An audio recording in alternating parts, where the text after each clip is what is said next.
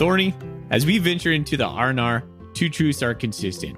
We love our dear Montana state, and we love great beer. And you know who else feels the same? Jeremiah Johnson Brewing. Brewed in the heart of Montana in downtown Great Falls, Jeremiah Johnson takes Montana's finest ingredients to craft some of Montana's favorite beers. And now, Jeremiah Johnson's second tap room is open in downtown Coeur d'Alene. Their Citra IPA is probably one of my favorites. But we all know, Thorny, you're not the hop lover I am. You're more of a Mountain Man Scotch Ale. Well, Foley, I'm certainly not a mountain man, but you are right. I do love their Mountain Man Scotch Ale. But come game day, you and I are both cracking their Golden Bobcat Pale Ale. So when you're looking for a quality craft beer brewed with Montana roots, a relaxing tap room, or just a six-pack to take to your favorite Bobcat tailgate, Jeremiah Johnson delivers. Make your next beer a Jeremiah Johnson, and as always, go Cats.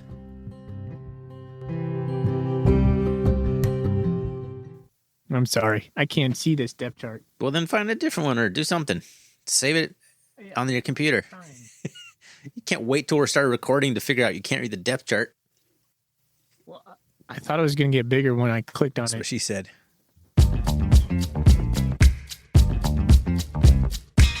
Welcome, everybody, to the R&R Catcast, a fan-based podcast focusing on Montana State athletics. We're two dudes named Ryan from the state of Washington talking about our dear Montana State. We hope you enjoy it.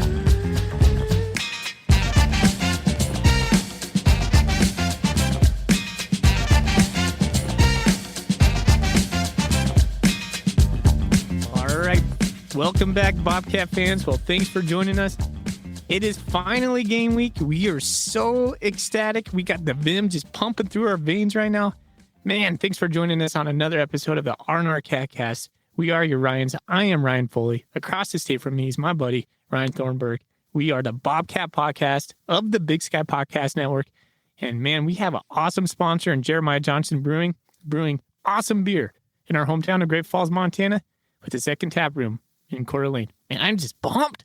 Thorny, how are you doing, You know how buddy? hard it was for me to not talk that entire time where you're talking about sponsors and all that stuff? I'm so excited, just sitting here like, let me tell everyone how excited I am. I am just jacked over here, man. It's finally here. I can't believe it's here.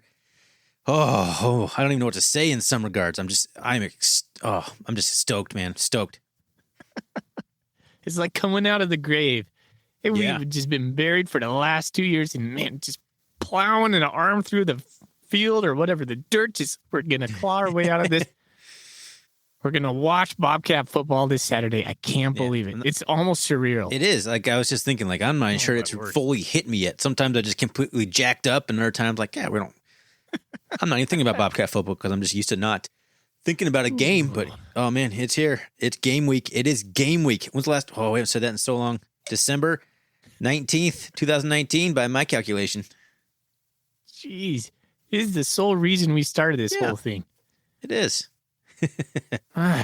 Man, I am overwhelmed right now. This is good stuff. Anyways, all right. Let's do it.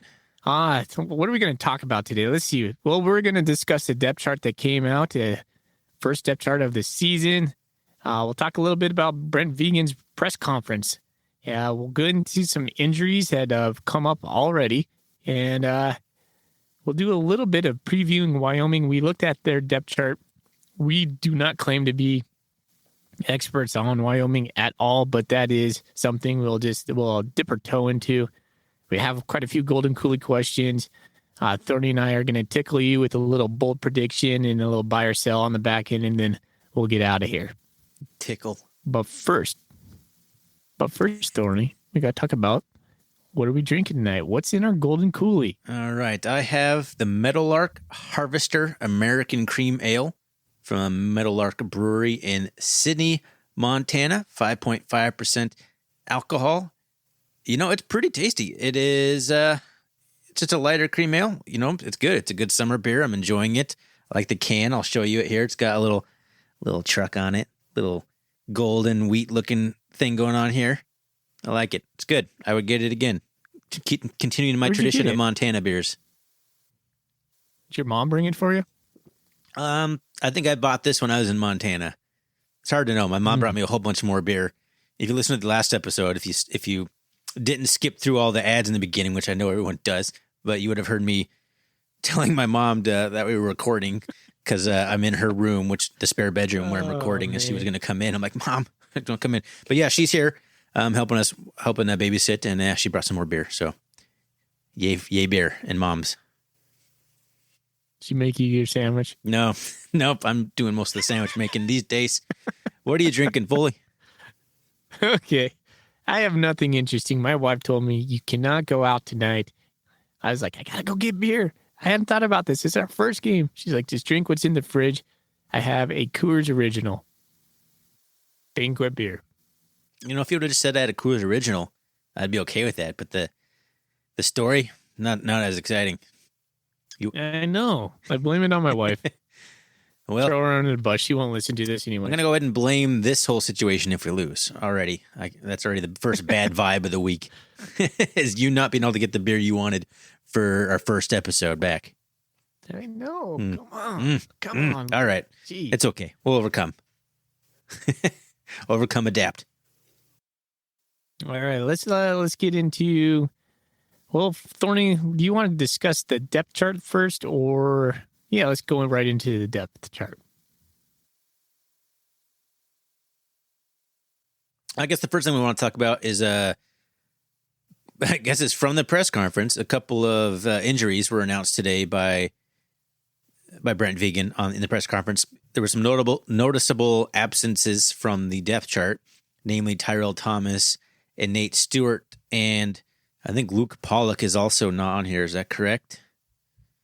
Jeez, Correct. I'm looking at the Wyoming depth chart. No wonder none of it made sense.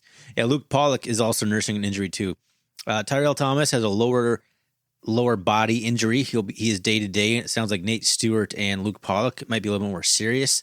Luke Pollock being Colsane. I don't think Colsane's injured. Oh, no, he's coming back from an injury. He was injured in fall camp, which allowed Justice Perkins to swoop in and take the spot, I guess. I think Colsane is healthy now. But yeah, Luke Pollock is the kicker. He's out, so Blake Glessner will be the starting place kicker for Wyoming. Nate Stewart wasn't on the... I don't know if Nate Stewart's going to be a starter or not. I don't remember where he was coming out of the spring, but he was certainly in contention for some playing time. He's out indefinitely. And then Tyrell Thomas, obviously a pretty big one, who is probably going to be the starting nickel. So where do you want to start on this?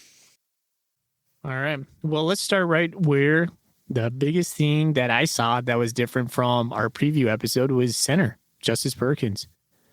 What do you think about him starting? You know what? That's a pretty big surprise. I mean, he was kind of praised coming out of like the fall and spring last year, but Colsane, from everything I've heard and read, was doing just fine. They were happy with Colsane at center, and he was taking on the number one reps from what I thought. But practice has been so tight-lipped, and scrimmages have been pretty much completely shut off. So who knows what's been going on there? But that is definitely a bit of a surprise. I think Colsane was brought in to kind of be the starter there. Justice Perkins, just a freshman is he from Great Falls? No, I think he's from Bozeman. He's a Montana kid. We're looking at the depth chart, not the roster, so it doesn't tell us that. I know he's a Montana kid. But yeah, just he came in at only like 240 pounds. He's already up to 6 foot 285, which is for a center is fine. 6 foot, not ideal. You want a little taller typically. But that is a surprise. But I completely trust the coaches on that if they think that he gives them the best chance to win. I'm kind of curious if he goes the whole 4 quarters in Wyoming. But the fact that he's got a starter means the coaches have a lot of faith in him, and that's I'll trust them on that. What are your thoughts on it? Well, it's just interesting to me that we hadn't heard that he could eclipse Colsane. I thought Colsane was the dude. And so when I heard that today, it was just surprising. Although when I listened to Brent Vegan in his presser, he's like, the battle's pretty much going to continue and see how it plays out through the season. So, he's not cemented in as a starting center, but that takes two freshmen on the starting offensive line, TJ Sessions at right tackle, and Justice Perkins. So that's pretty unique seeing 2 freshmen start on your offensive line. Yeah, I remember watching Perkins in the fall brawl. It must have been. He's a vicious kid. He's got that nasty mean streak that you totally want from a lineman. So I could see it.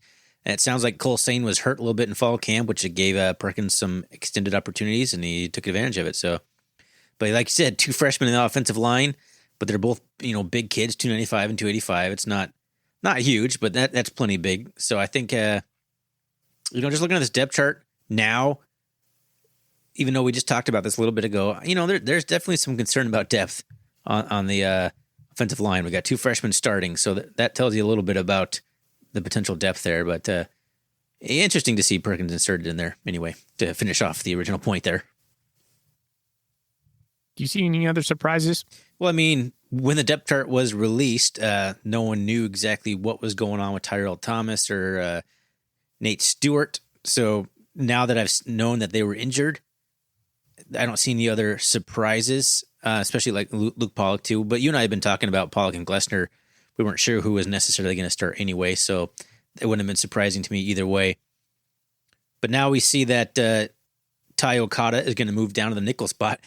We also talked about that on our preview episode, not knowing how we were going to get Trey Webb, Jeffrey Manning, and Tyrell Thomas on the field.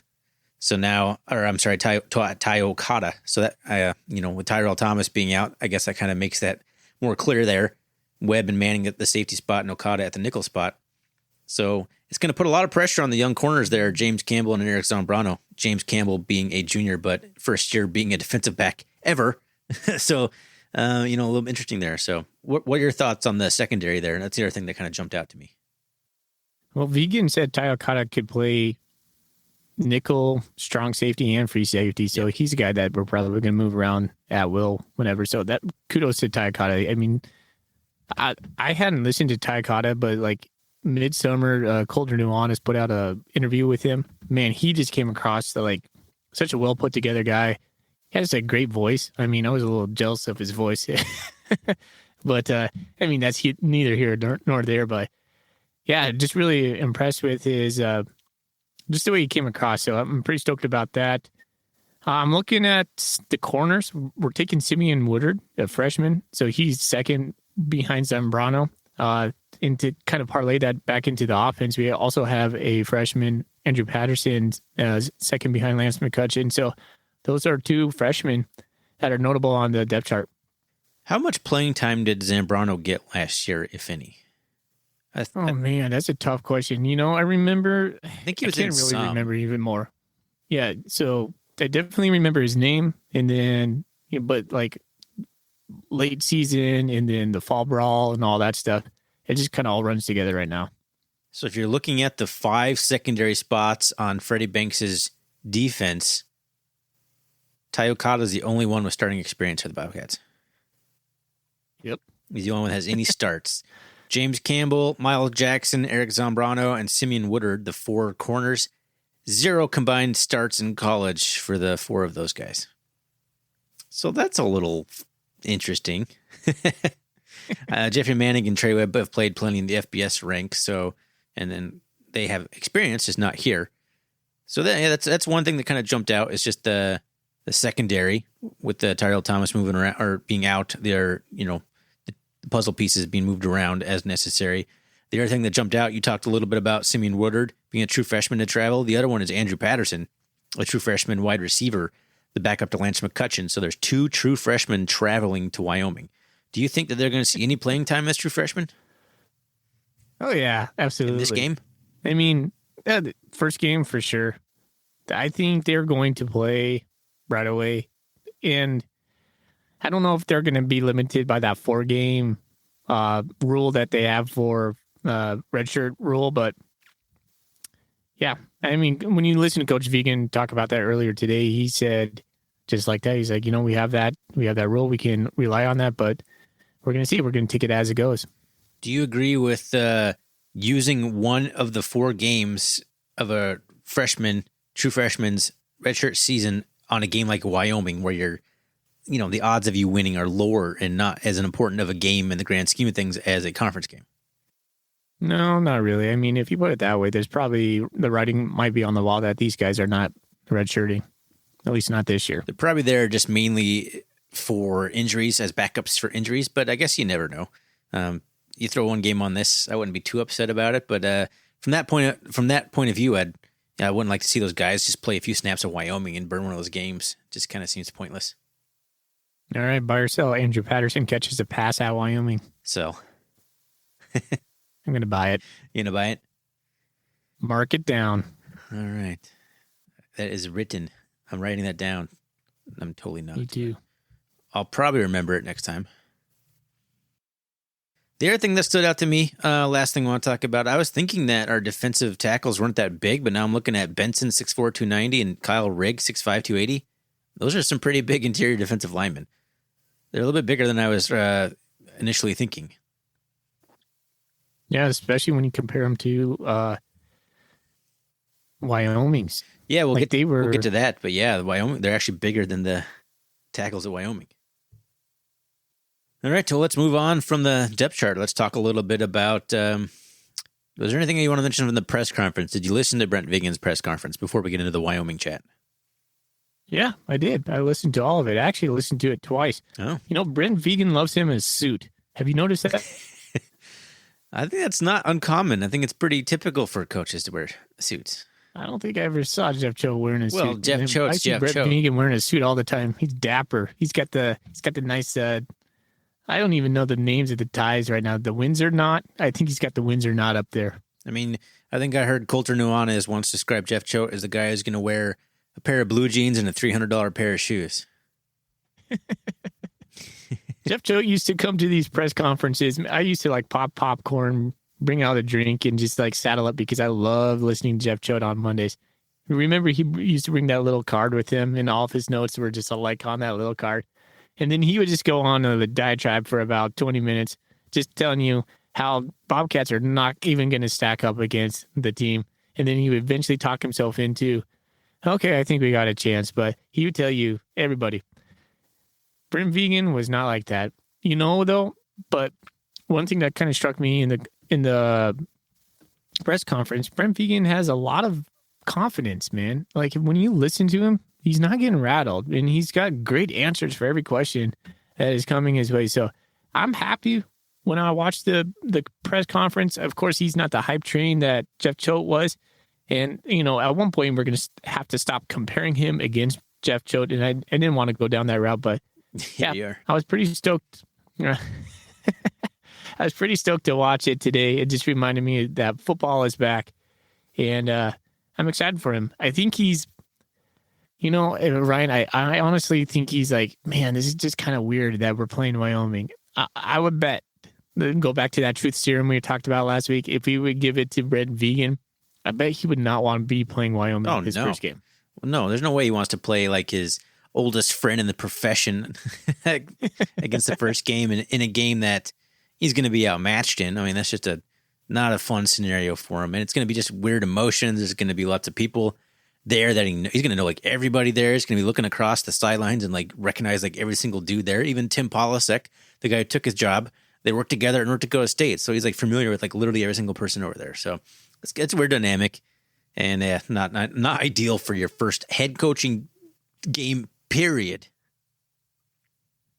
What do you think? A couple of things here. Number one, I think I'm not going on what he said, just kind of the tone of it and all that stuff. Number one, yeah, you're right. We're gonna go from like get out the popcorn, Jeff Choate, to going back to listening to the press conferences because that's kind of what we need to do this podcast. It's gonna be more of a chore at this point. Maybe that's a stronger language, but you know, it's not gonna be as exciting as Jeff Choate was, and that's fine. Jeff Choate was a once in a generation entertainer himself. I guess Mike Kramer. Yeah, Mike Kramer was pretty good too. So we've had a couple good, fun people to listen to. Good orators. Orators. What word is it? Orators. Thank you. It sounded weird when I said it. Orators. I'm not an English major. Help us out, people. Yeah, please. We'll leave that in there so we sound stupid. The other thing is, Brent Vigen just strikes me as a guy, and I think he hides it well. He just strikes me as a guy who just rather be out there coaching, or he'd rather be scheming up the game plan. He just doesn't really want to be the guy talking, and there's nothing wrong with that. He'd just rather be. He's about football, and that's just what he wants to do. He's going to have to do the press conferences because that's required of him of his job. But it seems like a guy just rather be out there with his guys, coaching some things up, coaching his coaches. He's gotten better over the tenure at Montana State already. Because when he first came on, he was pretty hard to listen to. Yeah. Now it's like, I can get behind what he's saying, right? Well, like you mentioned with Freddie Banks, like when he first got here, it was just coach speak because he didn't know anybody yet. He didn't know his team. And now I think Vegan has a chance to know his team and get his feet under him. And now he knows his coaches because all the new coaches that he inherited, if you will. And, he's just learning as he goes. And he's getting better. You're right. He's absolutely getting better. Well, anything else from there? Nothing else to say really on his press conference. So let's move into the Wyoming preview.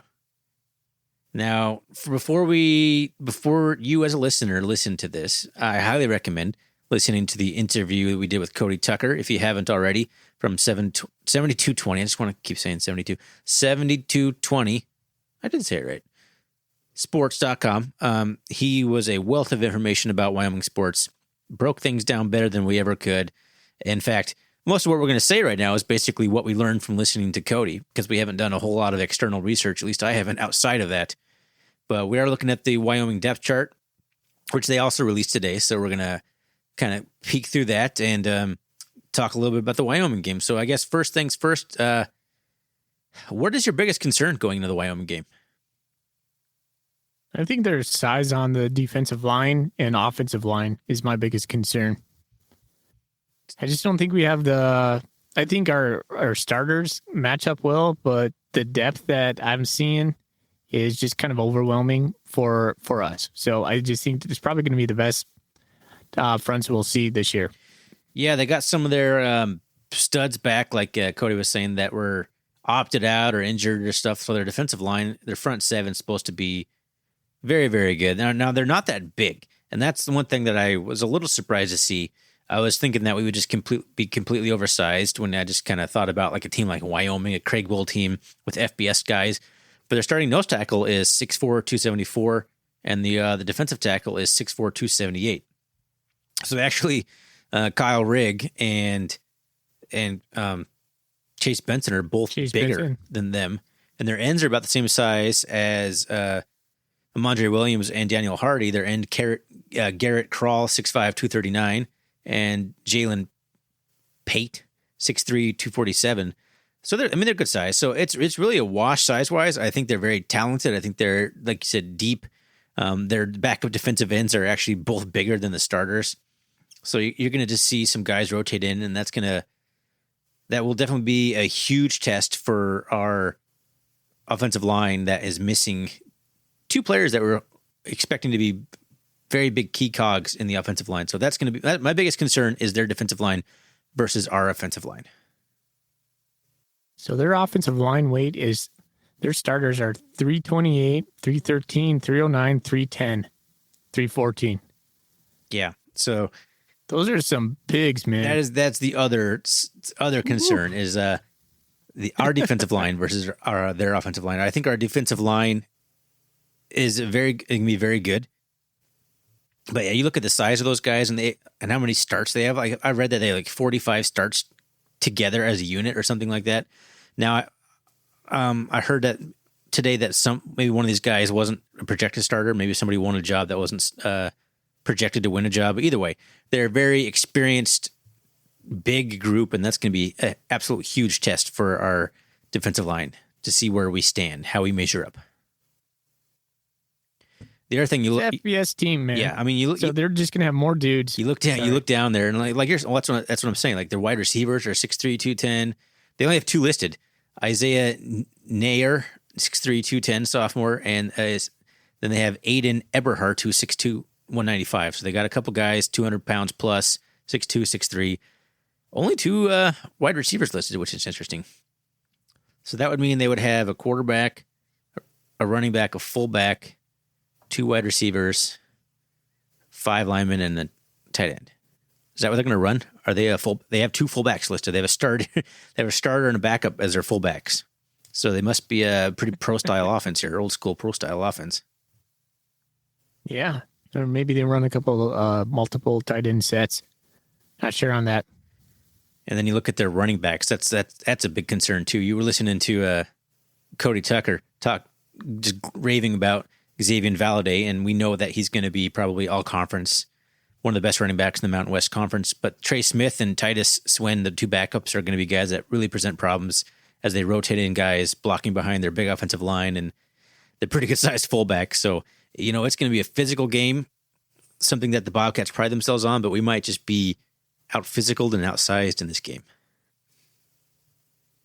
It's going to come down to it, man. Like, I don't think this game is going to be won on the outside. I think this game's going to be won in the trenches.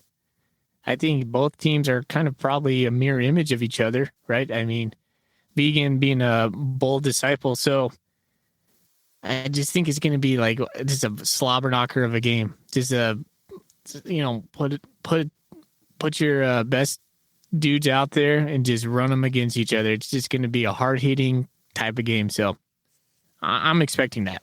Are you? Yep. No, I mean, I think that's exactly right. The Lions are going to determine the game, and I think we're disadvantaged there. You and I both predicted that we would lose this game in our preseason prediction thing. Are you still feeling that way?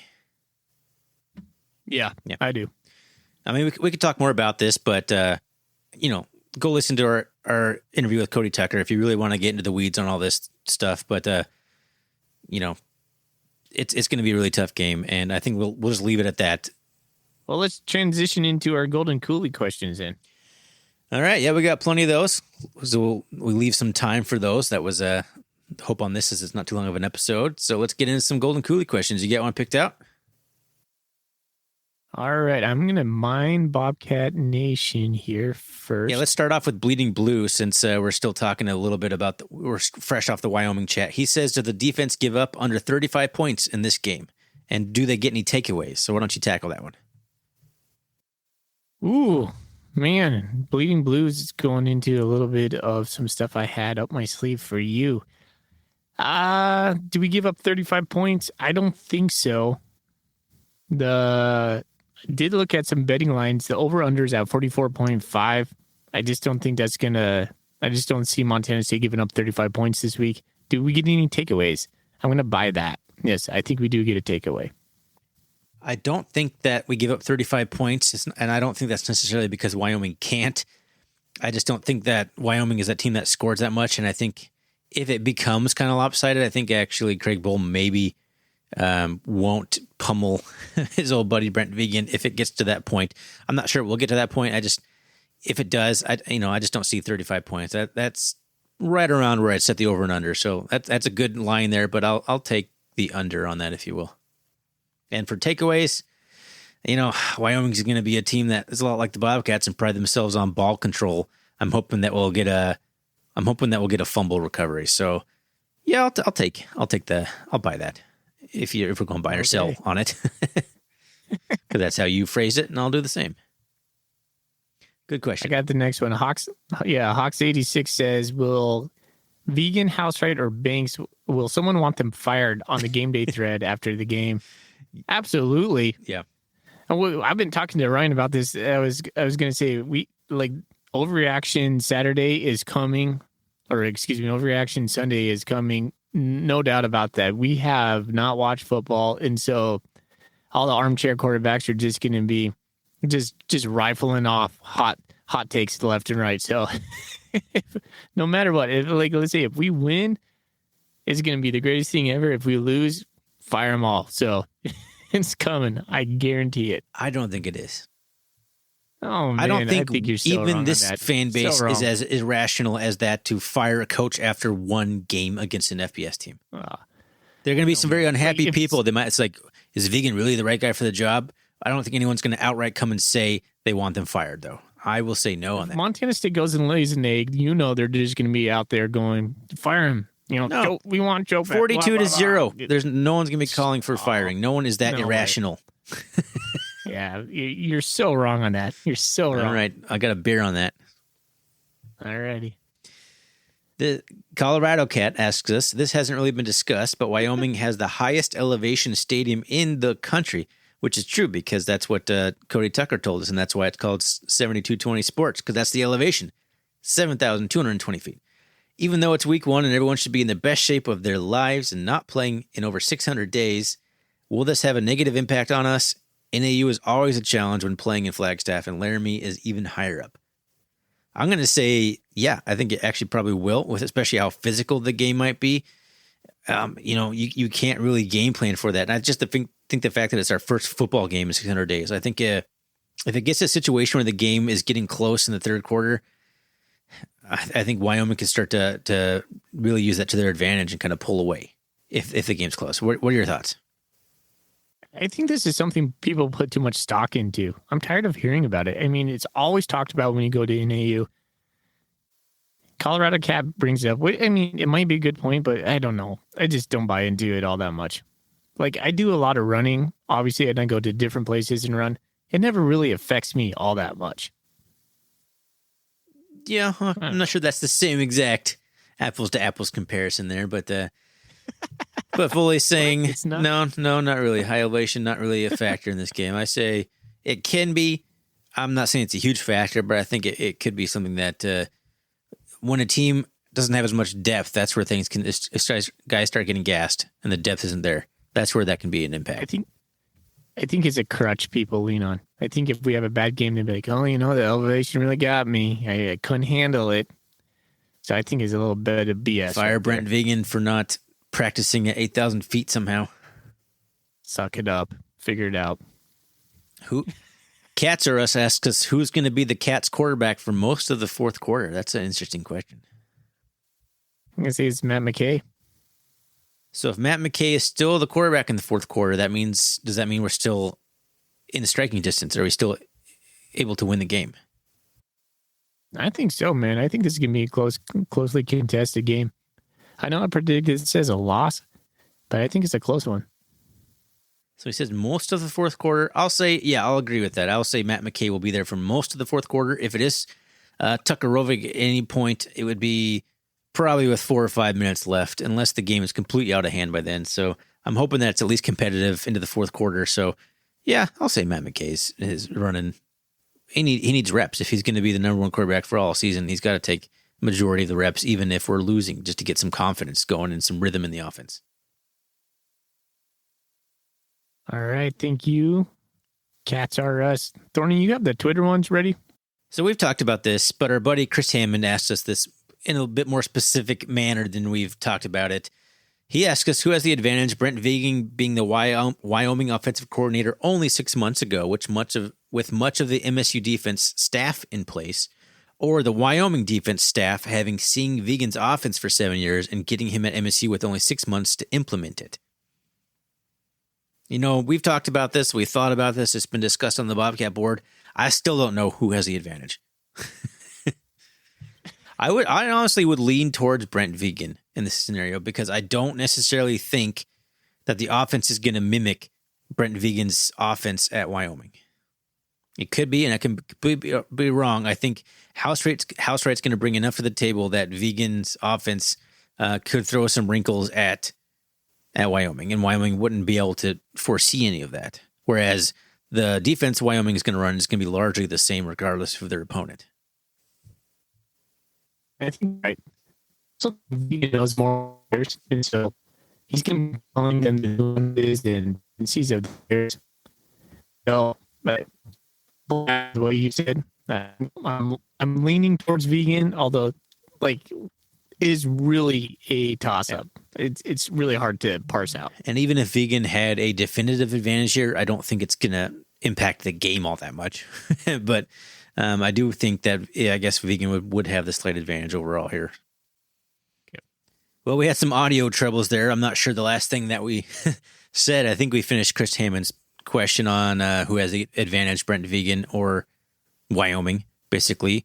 Let's move on to another question. Boston Bobcat on Twitter asks us, which position group are you most excited to see on Saturday? Foley, what do you think? I think our secondary. Brent Vigen said it was the most talented group, but the most inexperienced group. I'm excited to see him. What about you? I want to say quarterback is the first one that comes to mind because not only is it a new quarterback at Montana State, but it's also a new offensive coordinator and a new head coach. So I'm really curious to see how that looks.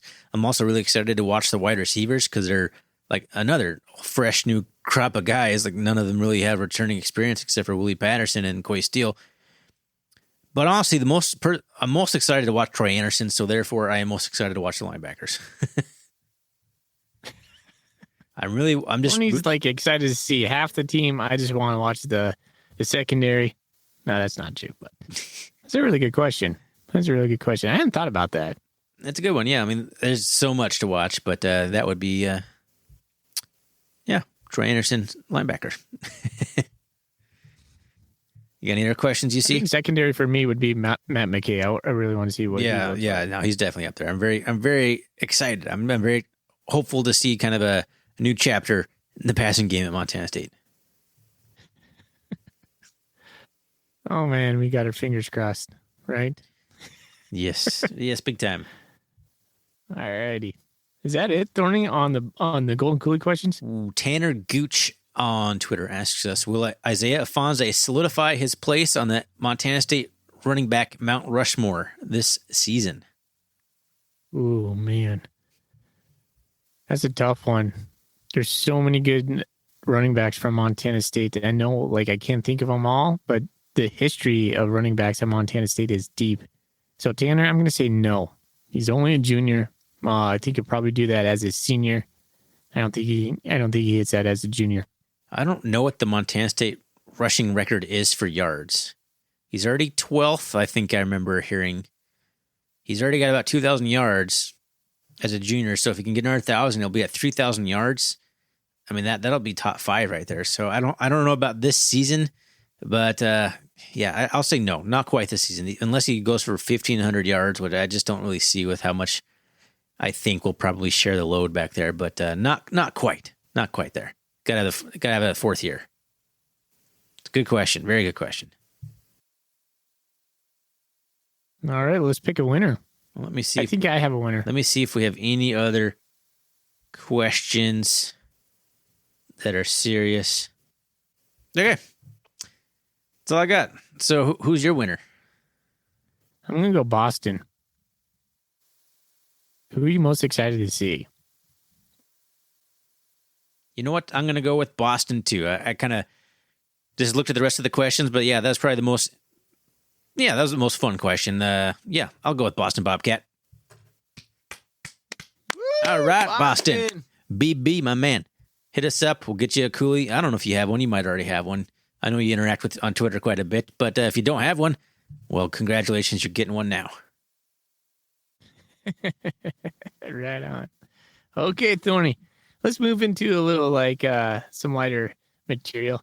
What is one bold prediction you have for the game? I don't know if this would be considered bold, but in Montana State eyes, I think it will. I think I'll just say Matt McKay throws for 250 yards. Ooh. I think that's relatively bold, considering an FBS opponent, his first start, and the fact that that's only happened a handful of times in the last 5 years. That's funny because my bold prediction was with Matt McKay too. Mine is he passes for 2 touchdowns. Ooh, 250 yards and 2 touchdowns. That's a good stat line. It is. So we'll have to recap those bold predictions next week after the game. All right, Thorny, buy or sell? Ooh, I got 2 good ones for you that are not football related. Are you ready for them? I told you specifically to make these football related, but sure, go ahead. I do actually have one that is football related. Just do one at least. I'll do the football one related first. All right. Buy or sell? The Cats have an interception against Sean Chambers. Sell. I just don't think Wyoming's going to throw it all that often. When they do, it's going to be play action bombs down the field. And they're going to be not easy to intercept balls, not very catchable by the defensive backs, so I will sell. I'm going to buy that. I think we are going to intercept him. It's going to be a pass over the middle. Takakata is going to take it away. If we do intercept it, my vote is Troy Anderson. Troy Anderson. Although he's had some just hit him right in the hands he's dropped, so we'll see. He's always in good spot though because he's fast and he's got such good instincts. So that'd be my vote. Buy or sell? The Bobcat defense registers 4 sacks or more. Ooh, 4 sacks. Yeah, I'm going to sell that. It's funny you actually say that because my first buy or sell was about sacks and mine was 2. And so 4, no. No. Yeah, 3 seemed too low to me. Like, that could be feasible. I want 4. Yeah, maybe that's too much. How about 3? You buying 3? I would say that would be the most we get. So buy three sacks against that team. Yeah, why not? Sure. I'll buy that. I think I'll sell both. I think I'll sell 3 and 4. Are you buying 2? Just the way they play and their style of offense, it just doesn't lend itself to sacks. I don't think they're going to be dropping back and just hanging out in the pocket very often. I just don't think there'll be a lot of opportunities to do it, and their offensive line, while I've heard isn't as good at pass blocking as they are at rush blocking, I just don't think it's going to happen. 3 sacks, maybe 2. All right. Thorny, I'm going to ask you one of my non-football questions. You ready for this one? I'm ready. All right. Last one. Buy or sell? I have watched The Bachelor in Paradise. Sell. Never. Not a minute. Not a second. That's what my wife is doing right now. And then, therefore, you have watched it. Oh, yeah. Bachelor in Paradise is fun, man. And as of all the Bachelor series, The Bachelor in Paradise is the one that's the most fun. I've never watched any Bachelor, period. How's that? Well, you're kind of missing out, actually. I never thought I would say that, but once when your wife forces you to watch it, and all of a sudden you're just like, okay, I don't know, it just kind of sneaks up on you. So yeah, my wife loves shows about murder mostly. Yeah, so that's kind of creepy. All right, get us out of here, Thorny. Well, all right. Thanks for listening to our little preview scattered episode here, our last weird episode before we get back into kind of the flow of things where we recap a game and preview a game. Hope you enjoyed the interview with Cody Tucker. If you haven't listened to that one, please go listen to that before the Wyoming game. You'll learn a lot about Wyoming, and it'll give you a good idea of what the Bobcats are up against. Thanks, everyone, for the Golden Coolie questions, and thanks to Boston Bobcat for winning, or congratulations to Boston Bobcat for winning a Golden Coolie there. You can find us on Twitter, RRCatcast, on the web, rrcatcast.com. And you can always email us at rrcatcast@gmail.com. And Foley, let's do this for the first time this season. Go Cats! Go Cats!